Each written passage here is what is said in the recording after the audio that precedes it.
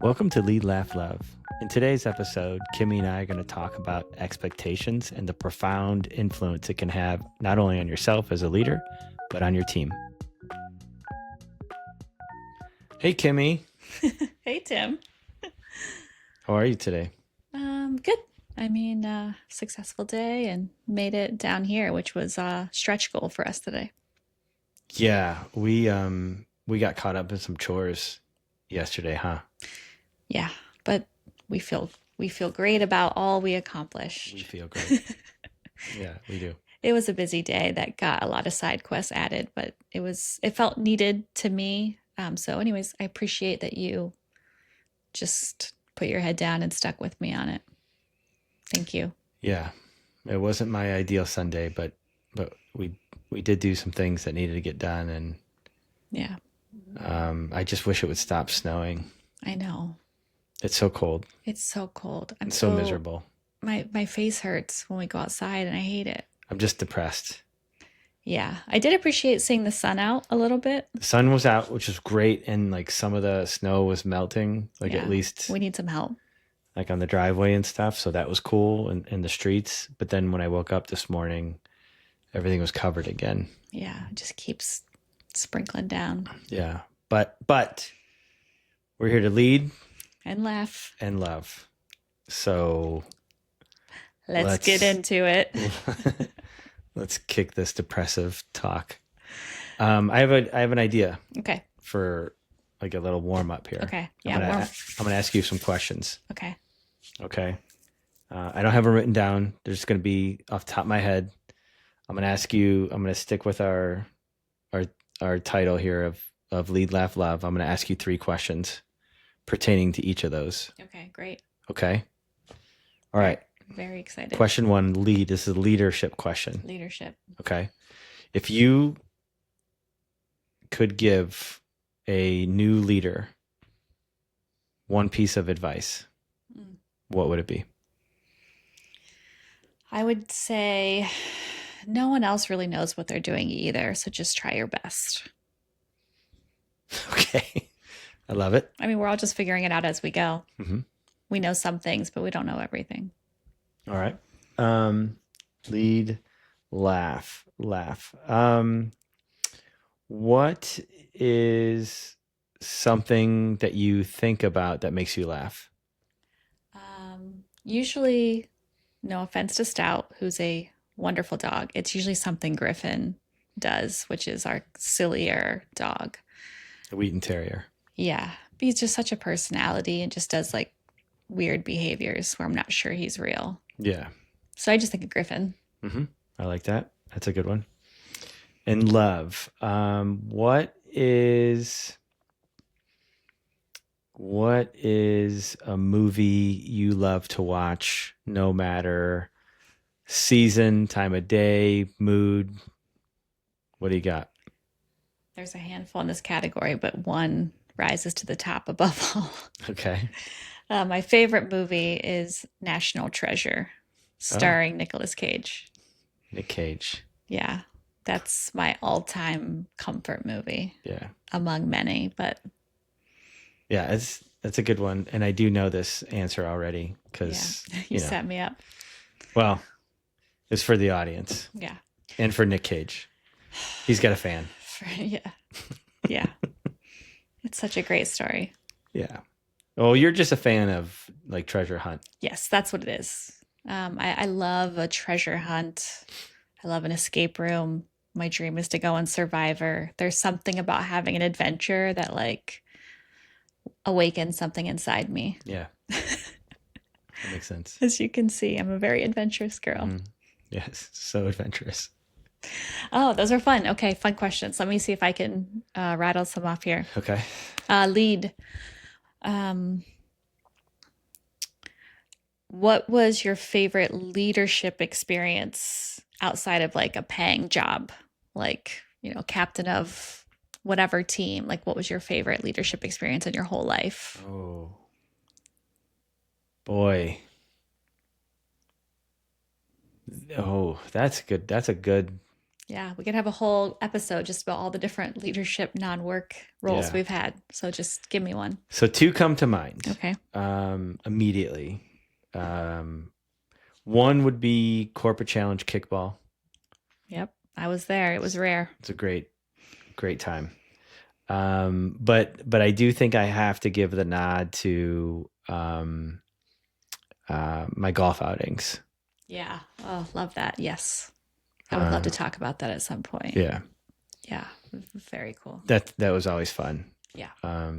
So for those of you that don't know, I started putting together golf outings when I was 19 years old and went on a run for like 23, 24 years straight, I think, up until COVID. But that first year we started off with 12 people and somewhere in the middle we got up to like 100 and some.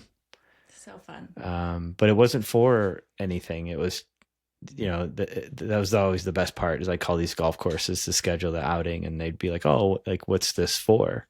It's like, oh, it's just for fun. Yeah. Just to golf Just- and have fun. Just getting people together and eat food. to drink and eat and hang out and just have fun. Yeah. I miss it. Yeah. Well, you still keep it live in other ways. Yeah, but nothing will ever replace that. Yeah. The classic. Yeah. The classic. Had a website dedicated to it and everything. Yeah. Yeah. So fun. So Good one. Okay. Laugh. Funniest movie or content you've seen lately? funniest movie or content I've seen lately. I think the funniest thing I've seen lately would be we don't watch enough funny movies. Okay, that's not an answer. No, but just throwing it out there. It's just something I thought of. There was a video I saw recently where a guy impersonated all of the dance moves of Charlie Brown characters. Oh my God, yes. You showed that to me. Yeah, it was pretty funny. If this makes it on the internet, we'll link it in the description. Yeah. So good. Makes sense. Especially if you grew up with Charlie Brown characters. Yeah. Oh, wow. Okay, yeah. Love. What what snack are you loving right now? Like, what's your go-to food obsession these days? Snack wise. Snack wise, it would have to be those like Cheez-It Pops. What are those called? Snaps. Snaps. Yeah, They're snaps. like wavy, puffy Cheez-Its. Cheez-It Snaps. Those are good. Yeah. Yeah, that was a dangerous find. Mm-hmm. Yeah, support it. Okay, great. Well, those are my questions for this week. Now Well, thank you. I'll That was be great. ready with more next time. Yep. Same. Love it. All right. Well, thanks for entertaining me with that. So, I don't know what to do with this cord. Wear it like a tie. I thought about it.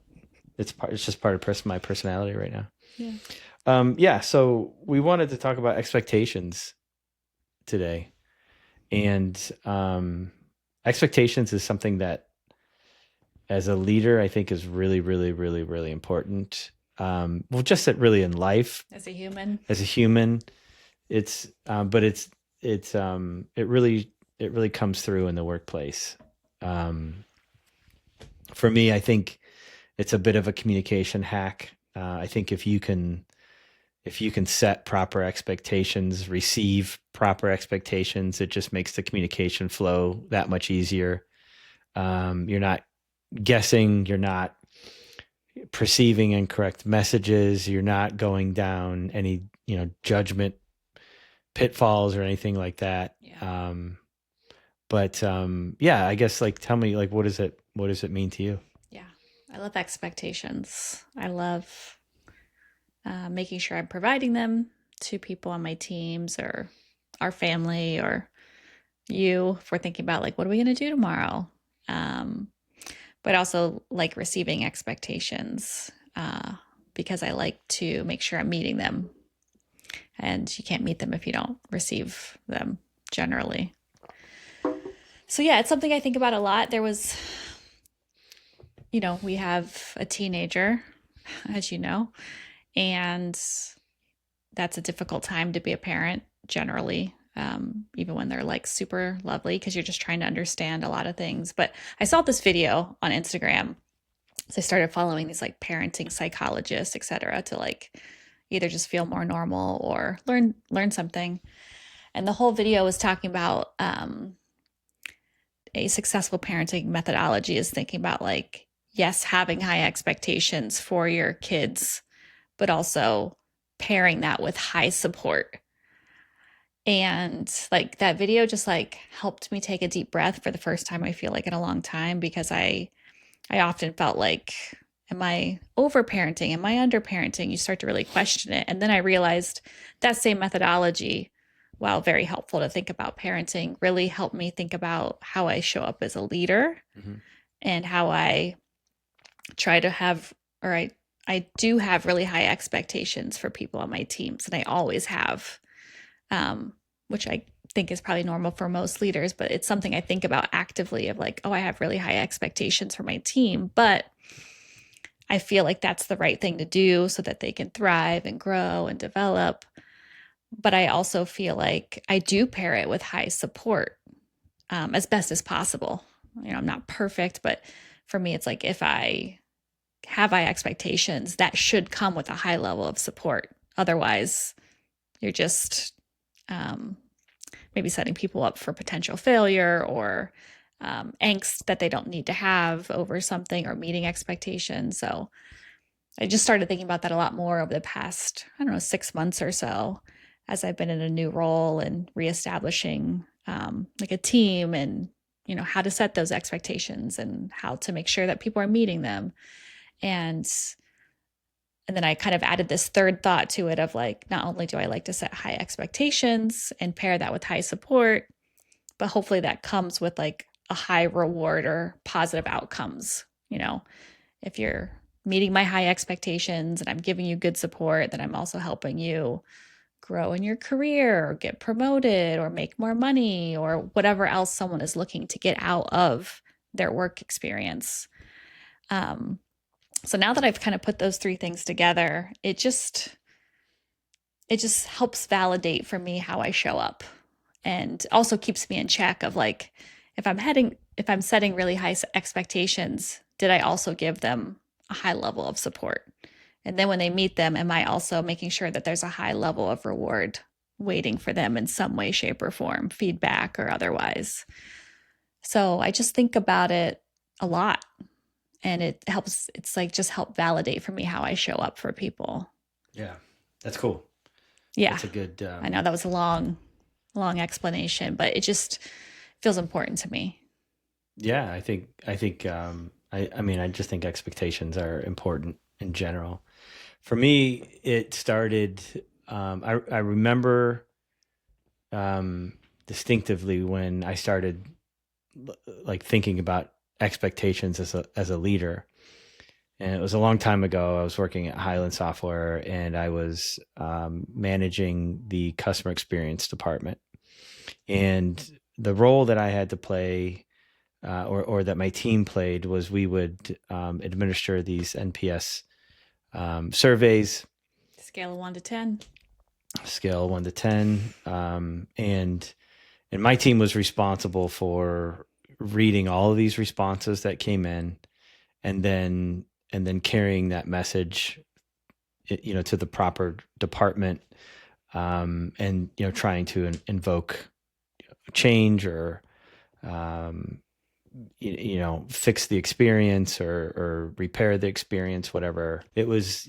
Hey, we're leaving you guys because you suck, or this is the greatest company we've ever worked for, and thank you so much, right? So it was all over the place. um, but and what a cool experience that was for me.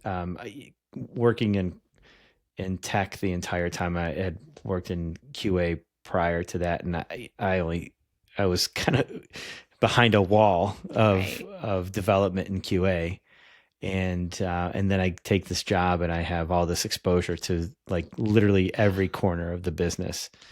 So it was a great experience. But I remember interviewing somebody um, to come to the team, and I can't remember the question I asked, but her response was, "We don't often realize that we have expectations until they're not met," Mm. and it was just like, wow, It's yeah, like, duh, but wow. yeah, it, like never thought about Yeah. that, and so I went down this rabbit hole of self reflection Mm. and just like thinking about this concept of what expectations are, how much damage they can do when you don't have them, right? Like in that particular scenario, customers have an expectation of how the business is going to show up, and when the business doesn't show up in the way that the customer expects them to, they're filling out their survey and letting you know Yeah. you didn't essentially you didn't meet our expectations. And so a lot of what my job was back then was like, how can we establish clearer expectations Yeah. with Like, our get in front of customers? this. Yeah. Yeah. But then it was just like this epiphany of like, wow, I can apply this to my Right. team. There's just like so many situations I was in personally where I was like frustrated and I didn't really understand why. And then it was just like, oh, because I don't know what the expectations of me are. And Wow. um, and so yeah, for me, like that is a big part of my leadership is setting expectations across the board. When someone doesn't do something um, that I think that they should have, instead of getting angry with them or pulling them into a meeting and whatever, I set expectations. Yeah.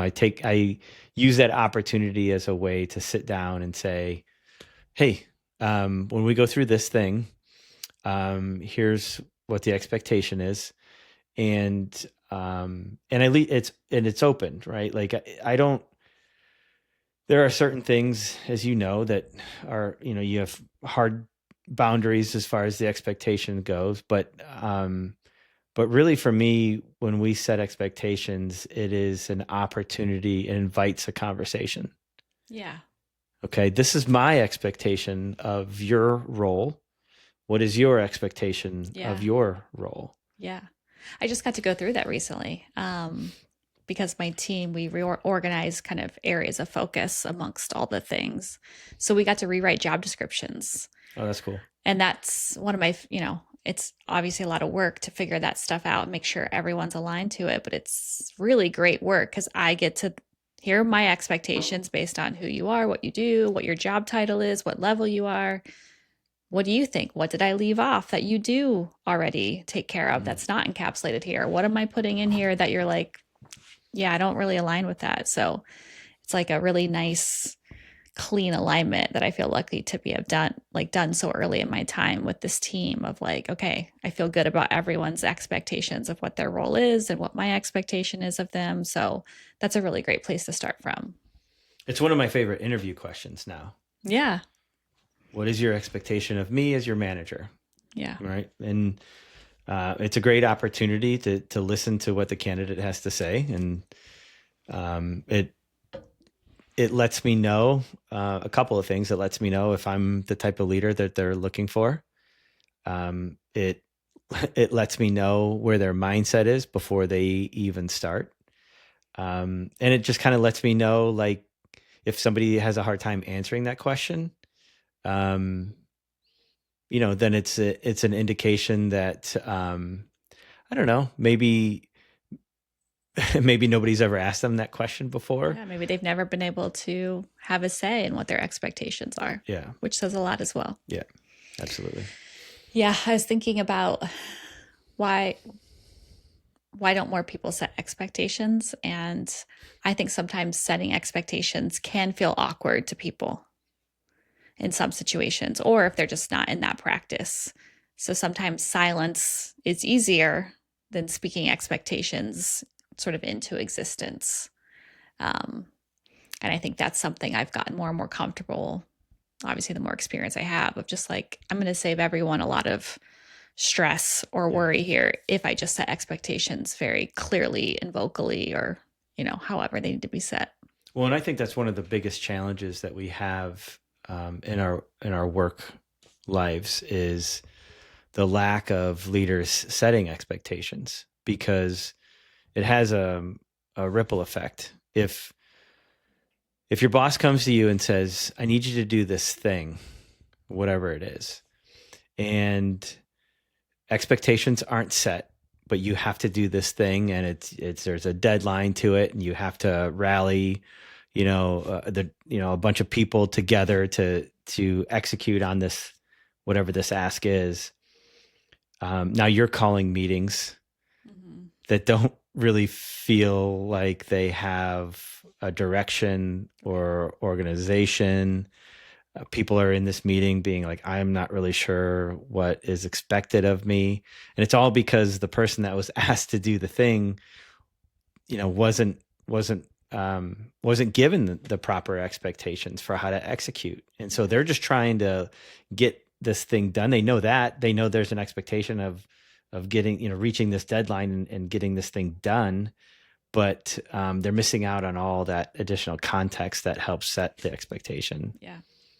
Well, that's why I've gotten comfortable also asking for context. Yeah. And I think the best teams are teams that try to proactively give context, but are also very comfortable asking each other for more expectation setting.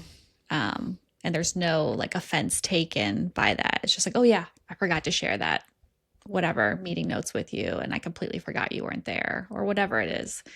So I think getting comfortable, not only giving them, but asking for them.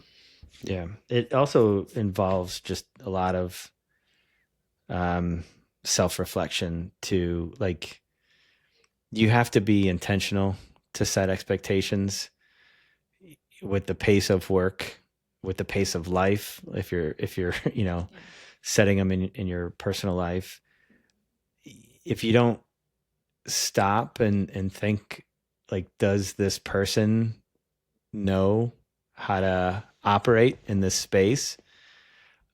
Did I communicate my expectations ahead of time?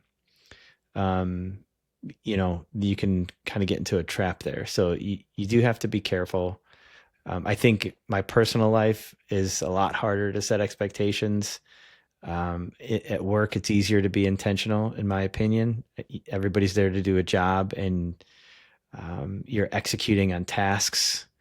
And so it's easy to say, okay, in this situation, with this task, with this Yeah. deliverable, like, here's, it's Imagine if you easier. could apply that to your personal life, though. It'd be so productive for Yeah. everyone. Yeah. Well, I think the challenge with parenting is that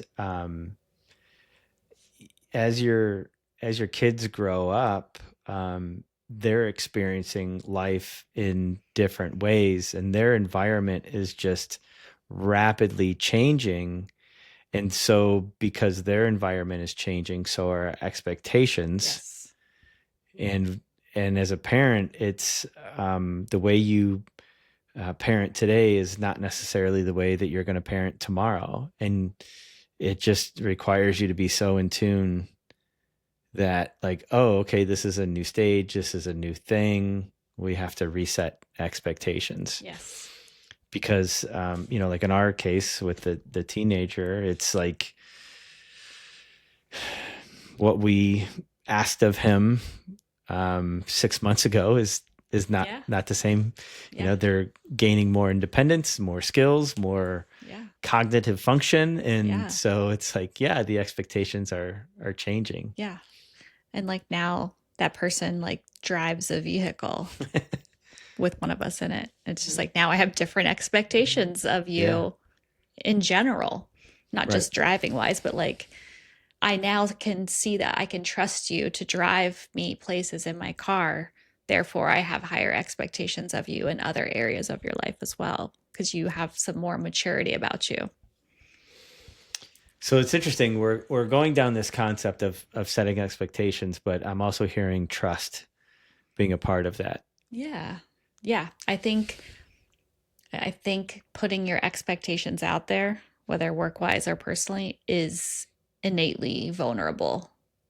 So it's hard to set expectations, in my opinion, with people you don't trust in some way, or are at least extending trust as an assumed thing between the two of you. Like in a work environment, you assume you can trust people you work with because you're working at the same company towards the same mission and goals. So you inherently trust people before you really fully know them. So you're putting trust in, it's safe for me to set expectations and those will be received in a thoughtful way for us to move forward in whatever we're trying to do together. Yeah. So yeah, I do think trust is a big part of setting expectations. I would agree. I mean, trust is the foundation Yeah. of all relationships, and so it's inherent. But yeah, I was just thinking of the parenting examples that we were giving, and it's like, well, we didn't set these expectations because we didn't have the same level of trust at that time, and so as the trust shifts, so do expectations. Yeah, that's true. Increase in responsibilities. Yeah. Do your chores. If you're watching this, we love you. Or editing it for us. Yeah, right. We need some help. But yeah, I like that you said that because even from a work perspective, I have a handful of people that I have worked with over multiple companies. None of them currently, but up until my current role, some of those people I had worked with 3, 4, 5 times or iterations of companies. And every time we would come to work together, that was like so cool that we could just day one, there's no like, when do you like to have one-on-ones? How do you want to, like you just skip past all of that and you immediately jump into just solving the problem that you guys decided to come to this company to solve together.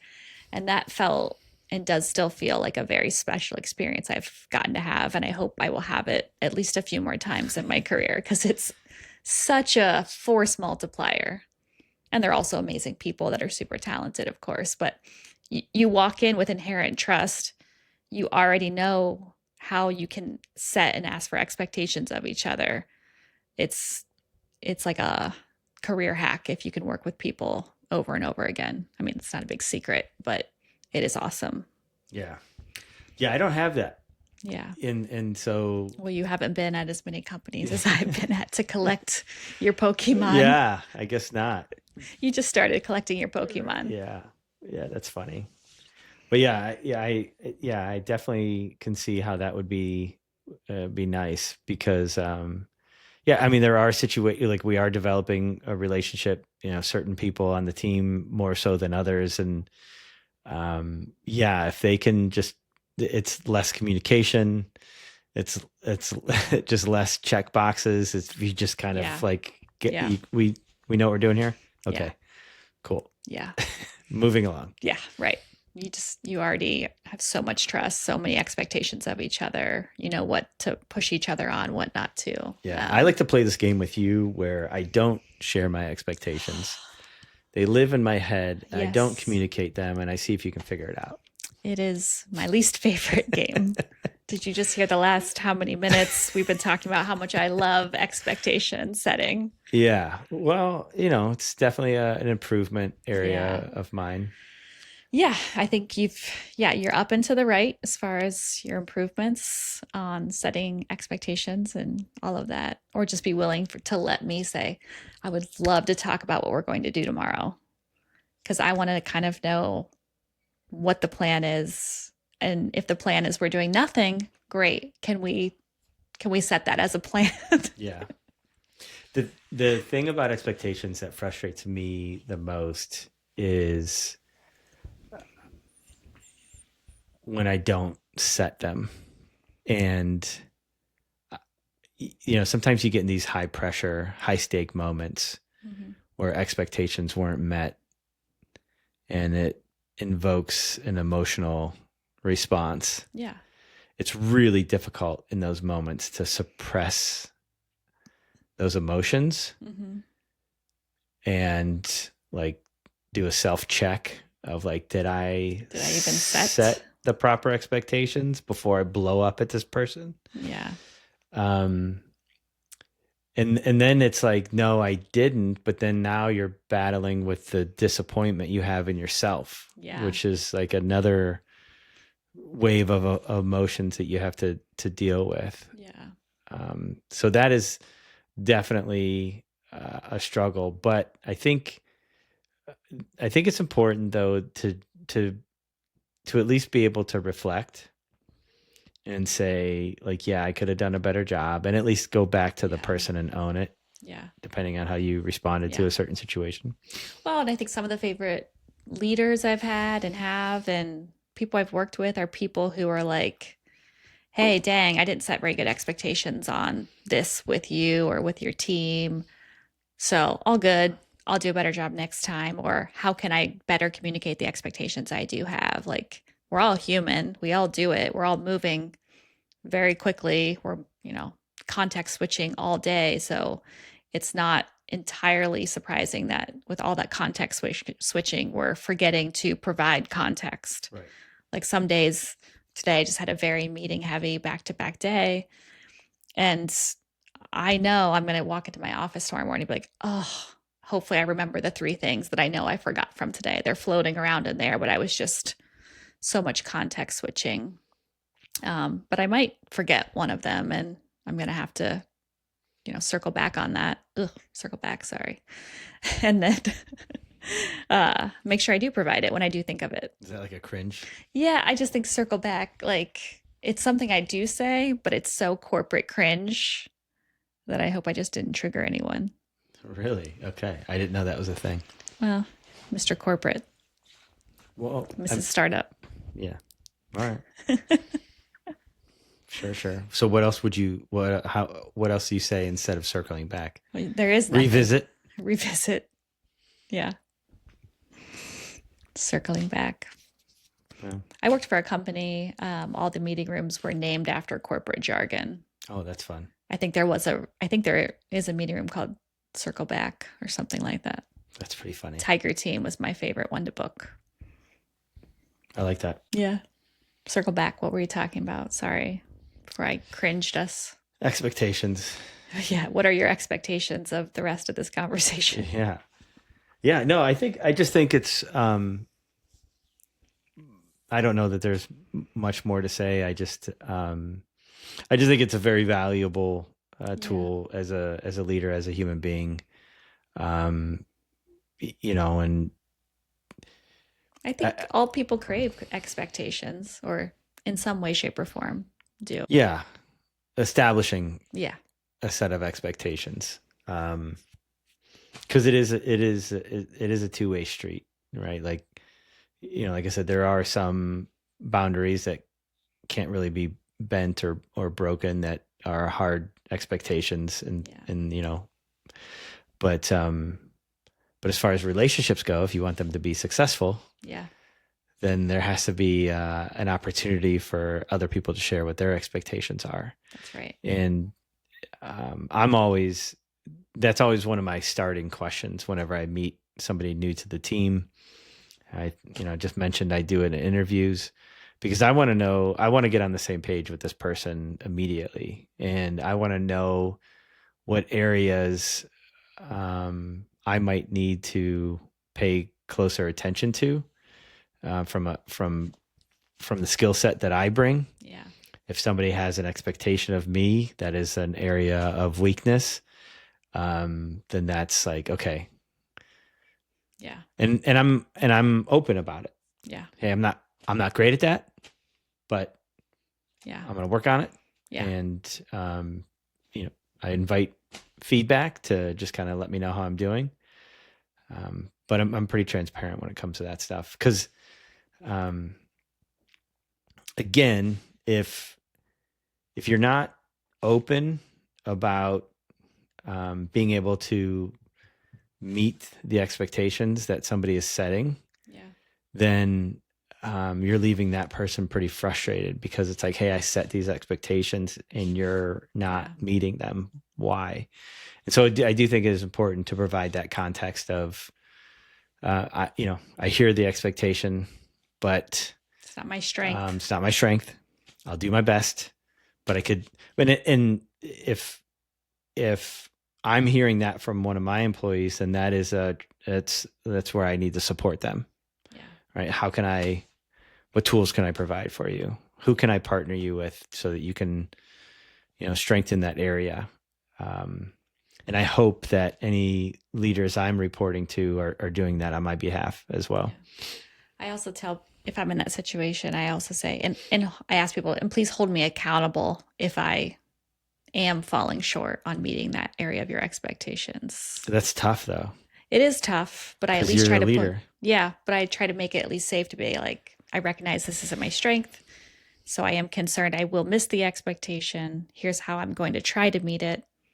If that's not good enough, I need you to let me know and we'll figure it out from there. Yeah. Which is tough to say, but also, yeah, I'm sure tough for people to action on, but you have to have trust. Yeah, I agree. Yeah.